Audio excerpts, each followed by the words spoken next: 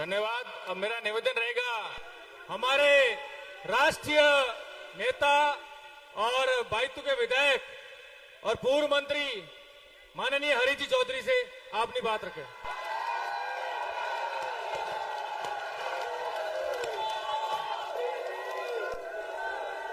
राम राम साहब, बाड़मेर के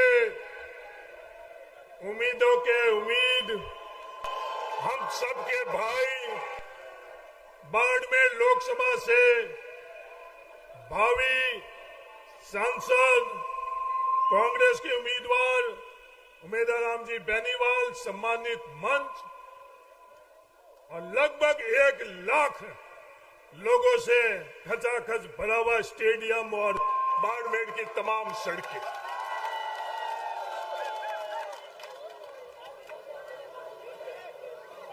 ये आने वाला चुनाव इस देश की दिशा और दशा ही नहीं तय करेगा।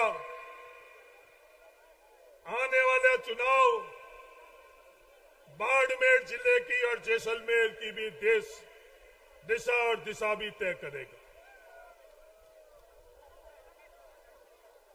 पिछले 10 वर्षों से बाड़मेर की लोगों की वोटों की ताकत से दिल्ली के अंदर सरकार बनी और दिल्ली में बाड़मेर के हक और अधिकार का गला दबाया गया। एक कदम आगे बढ़ने की जगह बाड़मेर को पीछे धकेला गया। 5 साल से बाड़मेर का जो लोकसभा के अंदर प्रतिनिधित्व करने के लिए हम लोगों ने भेजा, पर उन्होंने बाड़मेर से वर्तमान के संसद ने बाड़मेर के किसानों का, बाड़मेर के युवाओं का, बाड़मेर और जैसलमेर के विकास का ध्यान नहीं रखा। सिर्फ और सिर्फ एक ही नारा और एक ही बात अपने नेता का, नारे के अलावा, जिंदाबाद के अलावा उन्होंने कुछ भी नहीं किया। बाड़मेर की जिंदाबाद नहीं बोली, किसान की जिंदाबाद नहीं बोली, युवाओं की जिंदाबाद नहीं बोली, जैसलमेर की जिंदाबाद नहीं बोली, इकलौती जिंदाबाद 5 साल के अंदर अपने नेता की बोली। जो तमाम बाड़मेर की विकास की योजना थी दिल्ली के अंदर, हम लोगों का हक और अधिकार का गला दबाया गया। ये सिर्फ मैं कहने के लिए नहीं कह रहा हूं। पेयजल की योजना के संदर्भ के अंदर हम लोगों से पैसा लेने का किसी ने फैसला किया तो दिल्ली की नरेंद्र मोदी की सरकार ने किया कि बाड़मेर लोगों के जेब से पैसा लेकर और 5% पैसा पेयजल की योजना में देने का फैसला किया गया। हमारा प्रतिनिधित्व करने वाले आदरणीय कैलाश चौधरी जी के मुंह से एक भी लफ्ज, एक भी शब्द नहीं कृषि बीमा के संदर्भ में हम लोगों के साथ जो अन्याय हुआ, जब ये योजना के प्रावधान में बदलाव आया,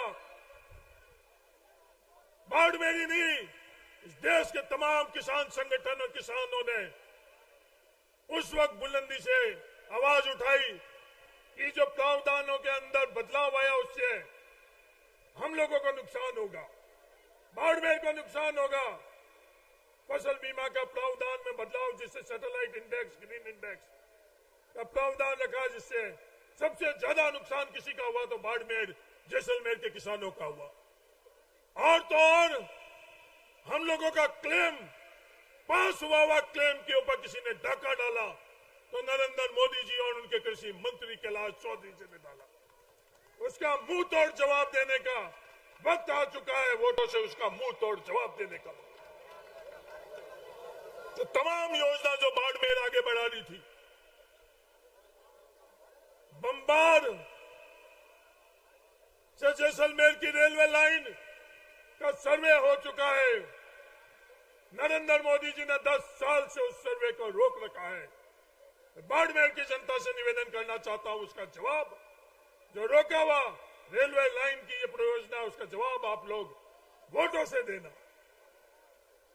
बिजली के लिए जो पैसा केंद्र सरकार से राजस्थान सरकार को आना था, वो पैसा भी इन लोगों ने नहीं दिया। रिफाइनरी को इन लोगों ने देरी से 1/30 उम्मीदवार और हम लोगों के सामने आ रहे हैं। लोग कह रहे हैं ये उम्मीदवार नया है, ये नया नहीं है। मैं बाड़मेर जैसलमेर के लोगों को कहना चाहता हूं, ये उन्हीं ताकतों के द्वारा प्रायोजित एक चेहरा नया है, पर वो ताकतें वो पुरानी है जो हम लोगों के आवाज, अधिकार, हक के ताकत हम लोगों की। आज वो बाड़मेर के अंदर विचारधारा हमारे विकास की बात नहीं कर रहे हैं, हमारे काम की बात नहीं कर रहे हैं, बाड़मेर की बात नहीं कर रहे हैं। वो बातें किसकी कर रहे हैं नौजवान साथियों? वो बातें किस दिशा में लेकर जा रहे हैं? आज इस डीएनपी के बारे में बात कर रहे हैं, मुख्यमंत्री के पास जाकर बात कर रहे हैं। क्या राजस्थान सरकार के पास अधिकार है डीएनपी का? राजस्थान सरकार के पास अधिकार नहीं है। सिर्फ सोशल मीडिया के माध्यम से हम लोगों के बीच में डीएनपी का मुद्दा उठाने से हम लोगों का हक और अधिकार नहीं मिलेगा। जिस दिन बाड़मेर की जनता ने मुझे लोकसभा का सदस्य बनाया, उस दिन विधानसभा के चुनाव होने से पहले डीएनपी के अंदर डेवलपमेंट प्लान का प्रावधान डालकर डेवलपमेंट प्लान उसके बाद में डीएनपी के अंदर स्वीकृत कराया, जिसके कारण आज भी जो विकास के काम हो रहे हैं वो डीएनपी इलाके के अंदर हो रहे हैं।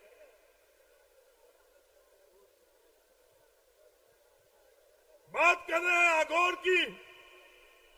मैं उनसे कहना चाहता हूं, बाड़मेर के नौजवान तो हम लोगों को पीढ़ियों से, खून पसीने से हमारे पूर्वजों ने शिक्षित कर दिया, पढ़े लिखा नौजवान है। यह अघोर का अधिकार नहीं तो राजस्थान सरकार के पास है, नहीं केंद्र सरकार के पास है। यह अघोर के संदर्भ में फैसला किसने किया? सुप्रीम कोर्ट ने किया।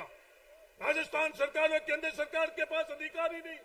और जाकर आप बाड़मेर के लोगों को यह एहसास कराना चाह रहे हो कि अघोर के लिए मैं आवाज उठा रहा हूं। अघोर का हम लोगों के लिए कोई फैसला होना है तो वो सुप्रीम कोर्ट से होगा।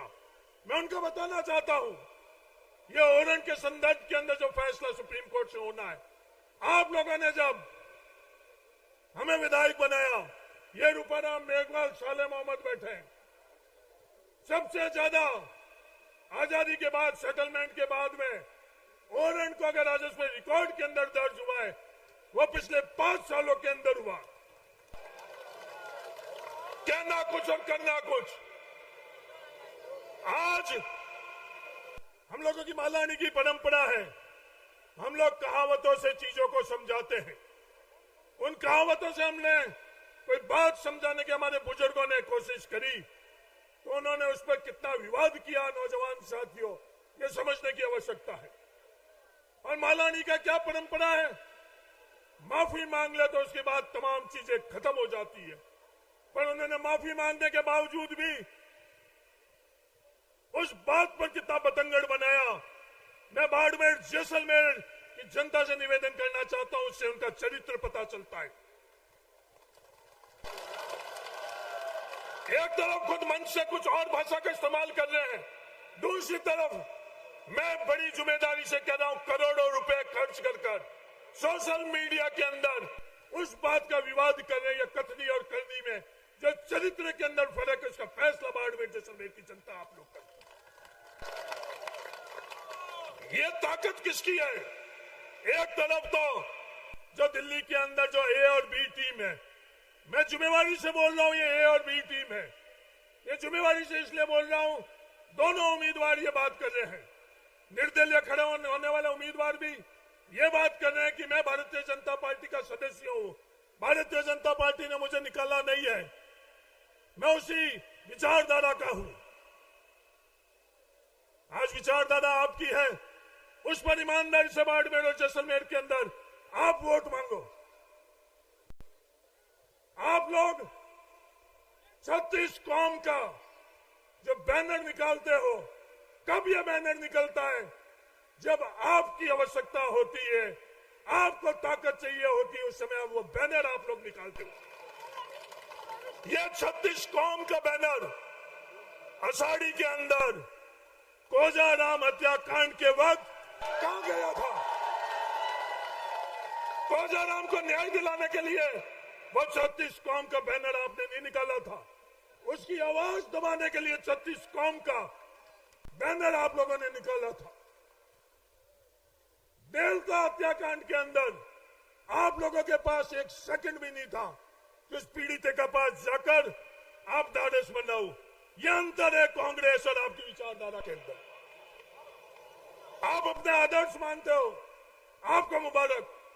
आपके आदर्श स्वर्गीय तन सिंह जी थे, आज भी है, आज भी आप उनकी बात करते हो।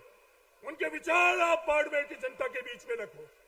हमारे आदर्श चौधरी रामदास जी डोकिया है, हम उनके विचार आप लोगों के बीच में रखेंगे। कहीं भी सार्वजनिक तौर के ऊपर उनके विचार की आप करो। जो हम लोगों को खातेदारी का अधिकार, हम लोग मजदूर थे, 36 कौम के लोग मजदूर थे। रामदास जी डोकिया ने खातेदारी का अधिकार 3NC एक्ट के माध्यम से हम लोगों को मजदूर से किसान बनाने के लिए हमारे आदर्श ने संघर्ष किया था और फैसला करवाया था। मैं उनसे पूछना चाहता हूं, आप जिनको आदर्श कह रहे हो, उस वक्त विधानसभा के अंदर इस खातेदारी के अधिकार के लिए उन्होंने क्या बात करी, उनके क्या विचार थे, उनकी क्या बात थी? आप बाड़मेर के अंदर 36 कौम के बीच में ये बात रखें। आज हमारे विचार रखेंगे, हमारी विचारधारा रखेंगे, जो किए हुए काम रखेंगे। भविष्य में जो काम करने हैं वो लोग हम काम करेंगे। नौजवान साथियों, जो ये सोशल मीडिया के अंदर बाकी ताकत है, लोग कहते हैं वो अकेला लड़वा, वो अकेला नहीं लड़वा है, वो तमाम ताकतें लड़वी है। जो धन बल है वो किसका है? वो अपना खुद का है, किसानों का है। मैं कहने के लिए नहीं कह रहा हूं, राजस्थान के अंदर लूट मची हुई है। कोचिंग क्लास, कोचिंग संस्थाओं के माध्यम से लूट मची हुई है। हमारे किसानों के परिवार के जेबों पर डाका डालकर वो लोग पैसा हम लोगों से लूटते हैं, और वही पैसा आज किसान की आवाज दबाने के लिए, उम्मीदवार की आवाज दबाने के लिए हम लोगों को चुनाव के अंदर बाड़मेर की धरती के ऊपर आज वो लूटा हुआ पैसे की ताकत से ये चुनाव लड़ा जा रहा है। ये मैं जिम्मेवारी से बोलता हूं। अगर इस सवाल के ऊपर चर्चा करना चाहिए, बहस करना चाहिए, तो मैं जवाब देने के लिए तैयार हूं। कौन कौन सी ताकतें हैं, कौन कौन से प्रायोजक हैं? एक टीम को तो अडानी और अंबानी, बी टीम को कौन कर रहा है? ये उम्मीदवार राम बेनीवाल को प्रायोजित कौन कर रहे हैं? हम आज 1 लाख लोग आए हैं, हमारी जेब की ताकत से, हमारी ताकत से ये उम्मीदवार राम बेनीवाल चुनाव लड़वा है।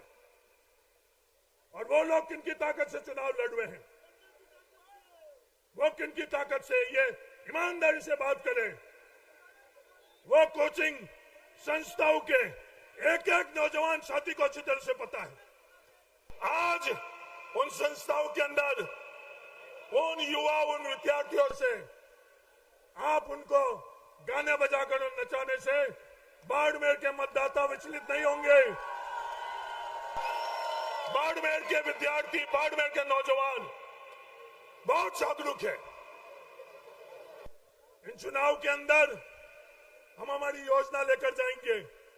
ये बात करते हैं, जो काम हम लोगों ने, आपने हम लोगों को ताकत दी, उस ताकत का उपयोग आप लोगों के लिए किया। पाले और शीतलहर का फैसला किसानों के लिए प्राकृतिक आपदा में शामिल कराकर और किया। रिफाइनरी का फैसला किया।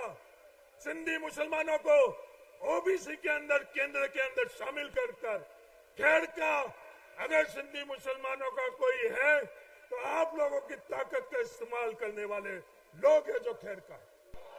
आज अल्पसंख्यक ब्लॉक के बारे में जो फैसला हुआ वो किसने किया? 2 अप्रैल के दिन देश के अंदर जो आंदोलन हुआ, आपकी विचारधारा उस आंदोलन के पक्ष में थी या आंदोलन के खिलाफ थी? यह आज बाड़मेर की जनता के बीच में आप लोगों के दी हुई ताकत से ये रूपाराम मेघवाल बैठे, तनोट के अंदर तत्कालीन मुख्यमंत्री अशोक गहलोत जी जब तनोट के अंदर आई, उस दिन उपराम मेघवाल ने अपने लिए पद नहीं मांगा, हरीश चौधरी ने अपने के लिए कुछ नहीं मांगा। ये बात करी जो 2 अप्रैल के अंदर जो अन्याय हुआ है उन केसों को विड्रॉ करो और 5 साल के अंदर उन तमाम केसों को विड्रॉ करवाया। क्या ये चीज सही है या वो चीज सही? आपकी ताकत का उपयोग कौन किस दिशा के अंदर कर रहा है? ये जो कुप्रचार किया जा रहा है, ये जो अहंकार से ऐलान किया जा रहा है, 2 दिन पहले हम ऊँटों से बाड़मेर में आएंगे, आप ऊँटों के भरोसे आना, ये बाड़मेर के 1 लाख जनता अपने पैरों के भरोसे आज बाड़मेर में आ गई है। ये दुनिया में देख लो, उत्तरलाई से भी 5 किलोमीटर दूर जाम लगा हुआ है, चौटन चौराई से भी 5 किलोमीटर दूर जाम लगा हुआ है, पर ये ऊँटों के भरोसे नहीं आई है, ये हवाई जहाज के भरोसे नहीं आई है, ये जनता अपनी ताकत से अपने खुद के भरोसे ही आई है। आपने बोला हम ऊँटों पर आएंगे, दुनिया देख लेना कल वो ऊँटों पर आती है या नहीं आती है। हम लोग हमारे पैरों के भरोसे आए हैं, दुनिया देख लो, ये 1 लाख लोग जो आए हुए हैं वो अपने पैरों के भरोसे आए हैं और फैसला आप लोग कर लें। आने वाले समय के अंदर इस चुनाव के अंदर कई तरह के विवाद ये लोग करेंगे। आज 1 लाख की जो ये लोगों की जन सैलाब है उसके भरोसे आप लोग नहीं लेना।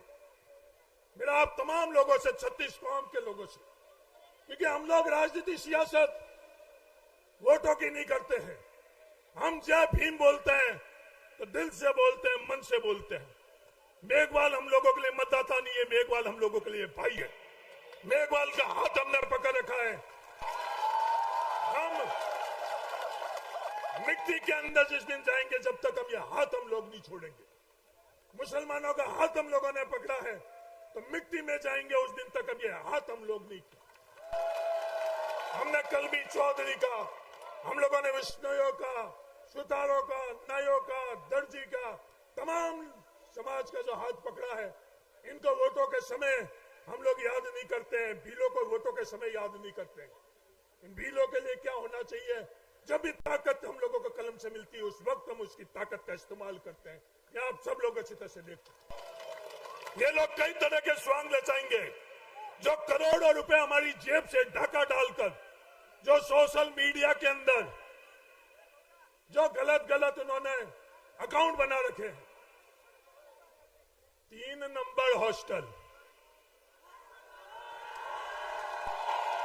मैं उनको याद दिलाना चाहता हूं, बाइतू के ढाणी से जिसके परिवार में कोई चुनाव नहीं लड़ा, जोधपुर विश्वविद्यालय के अंदर जब चुनाव लड़ा उस वक्त भी 3 नंबर हॉस्टल था, और जो नतीजा उस समय निकला, 3 नंबर हॉस्टल की क्या स्थिति है, क्या विचार है, और जो न्यू कैंपस के हॉस्टल की क्या स्थिति है, क्या विचार है। ये 36 कौम कहां रहती है?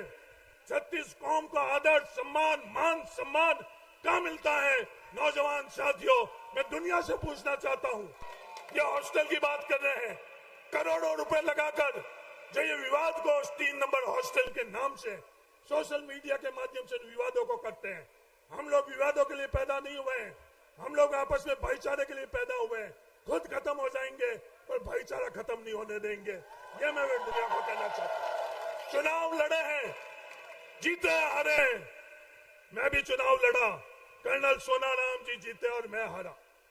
कभी भी जैन के अंदर उसने विवाद किया? जसवंत सिंह जी खड़े हैं, उनके लिए कभी भी हम लोगों ने कहीं भी टीका टिप्पणी करी है? कहीं भी सोशल मीडिया के अंदर एक बार भी टीका टिप्पणी करी है? बाड़मेर जैसलमेर की जनता आप फैसला कर लो, कभी भी हम लोगों ने नहीं करी। और आपने हम लोगों के परिवार के बुजुर्ग की पगड़ी उछालने की कोशिश करी है। ये फर्क है, ये अंतर है आप में और हमारे में। ये बाड़मेर जैसलमेर की जनता को हर किसी की पगड़ी उछालने के ये प्रयास करे जा रहे हैं। आज तंबू कहीं उखड़ जाता है तो तंबू उखाड़ने के अंदर भी इनका अहंकार झलकता है। ये क्या कहते हैं? गरीबनाथ जी की मेहर है। मैं उनको बताना चाहता हूं, गरीबनाथ जी की मेहर सब पर है, इन 1 लाख लोगों पर भी है, सबकी है। गरीबनाथ जी किसके उपासक? महादेव जी की। हम लोग किसके पुजारी? जिस दिन पैदा हुए ना, मां की कोख में थे, उस दिन भी महादेव जी को हम लोग याद करते थे, और खत्म होने के बाद में भी महादेव जी। गरीबनाथ जी ने किसी का तंबू उखाड़ने की मेहर नहीं रखी। गरीबनाथ जी हम लोगों को छाया देते।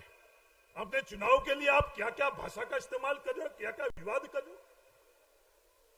गरीबनाथ जी का भी आप उल्लेख किस तरह से कर रहे हो, किस अहंकार से कर रहे हो। बाड़मेर जैसलमेर के 36 कौम को मैं ये कहना चाहता हूं, ये जो आरएसएस की ट्रेनिंग ली हुई है नागपुर से दोनों ने, इस बाड़मेर को अपने अहंकार और अपने स्वाभिमान का रण बनाना चाह रहे।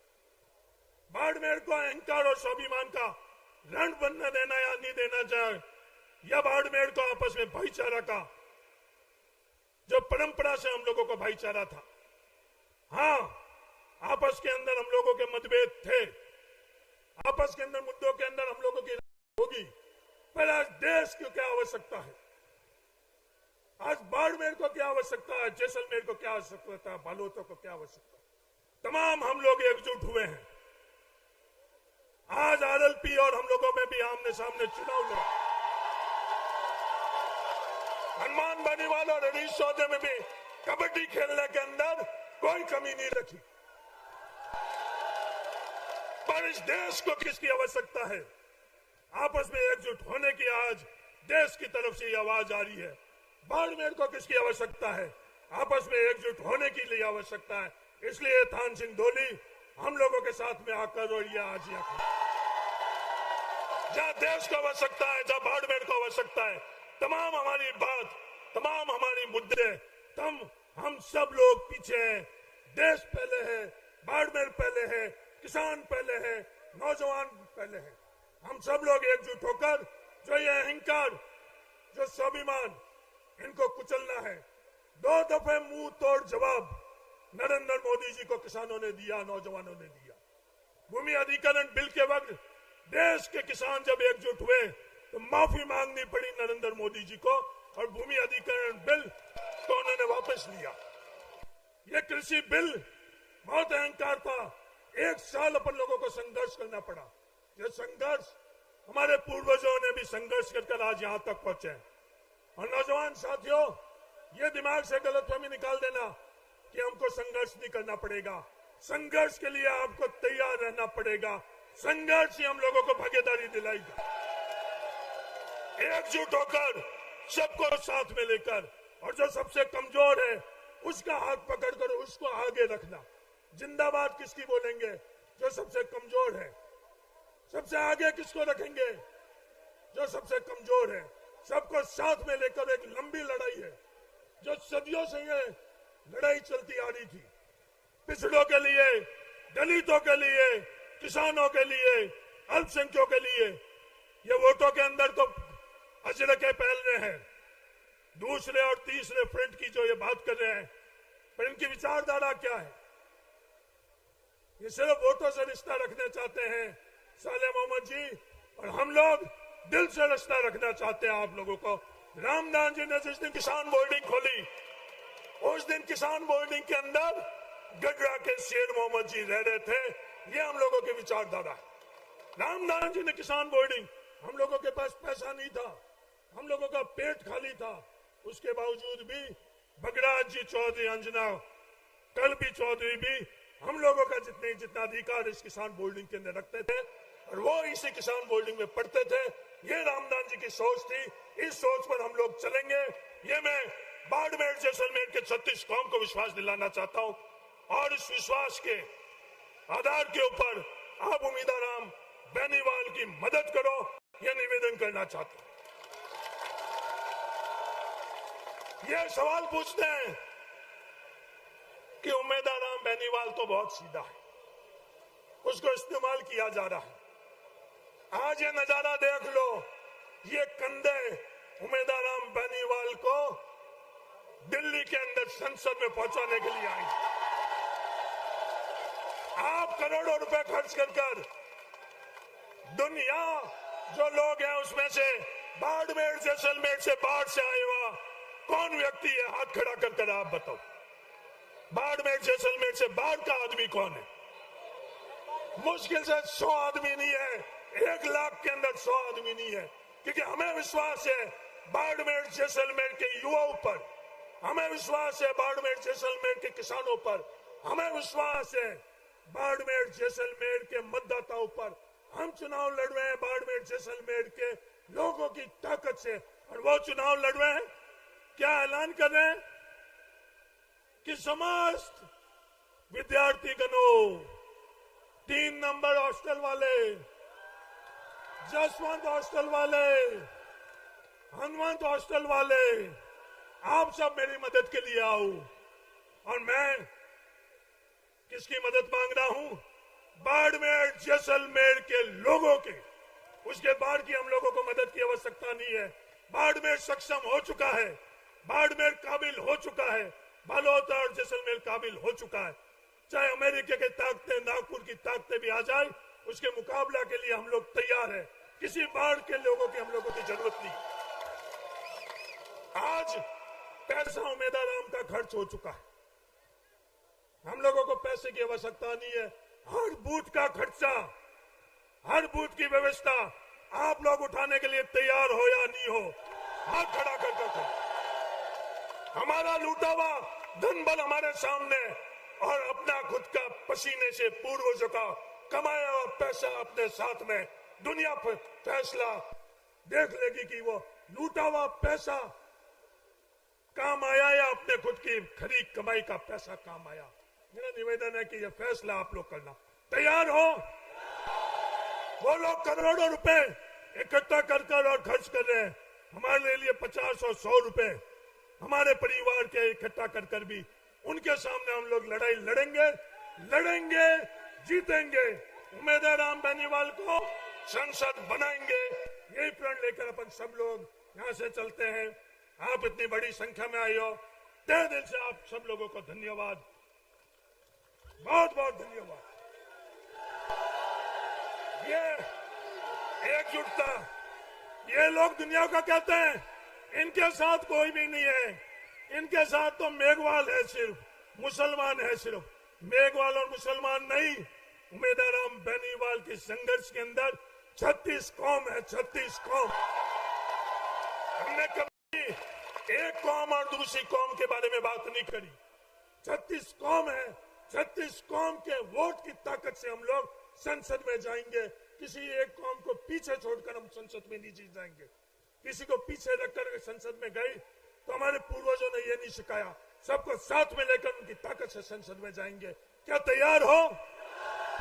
क्योंकि कई तरह के विवाद कर रहे हैं ये लोग, सोशल मीडिया के अंदर विवाद कर रहे हैं ये लोग, गलत गलत सूचना लेकर आएंगे, गलत गलत बातें लेकर आएंगे, गलत गलत तौर तरीके लेकर आएंगे। आपको उनसे विचलित होने की जरूरत नहीं है। अपने पास सच्चाई है और उनके पास स्वांग है।